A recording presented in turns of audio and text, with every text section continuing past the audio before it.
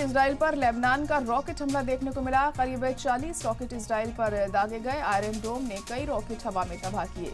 हमले में किसी के जख्मी होने की खबर नहीं है।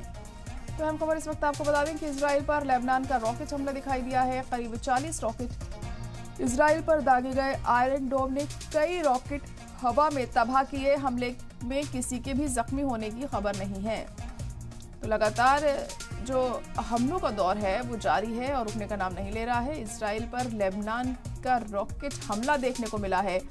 करीब 40 रॉकेट इजराइल पर दागे गए हैं। आयरन डोम ने कई रॉकेट हवा में तबाह कर दिए हैं।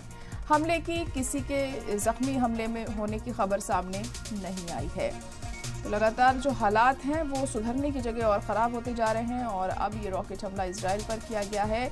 लेबनान का ये रॉकेट हमला इजराइल पर सामने आया है और इसमें 40 रॉकेट इजराइल पर दागे गए। आयरन डोम ने कई रॉकेट हवा में तबाह किए। हमले में किसी के जख्मी होने की खबर सामने नहीं आई है।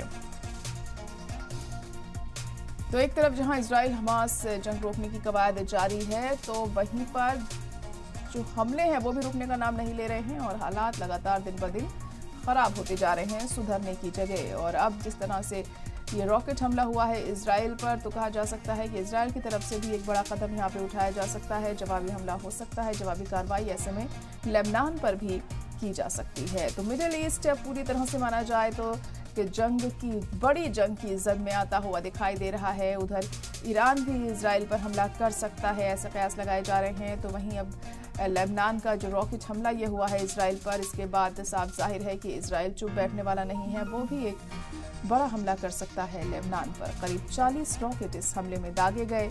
आयरन डोम ने कई रॉकेट हवा में तबाह किए और हमले में किसी के जख्मी होने की फिलहाल खबर सामने नहीं आई है। लेकिन बड़ा सवाल यही है कि इसी तरह से अगर हमले होते रहे एक दूसरे के लिए, ये देश खतरनाक साबित हो सकते हैं और ये एक बड़ी जंग का आगाज भी हो सकता है। एक तरफ जहां कोशिश की जा रही है इजराइल हमास जंग को रोकने की, तो वहीं इन हमलों के चलते कहा जा सकता है आने वाले दिनों में हालात और भी ज्यादा बिगड़ने वाले हैं।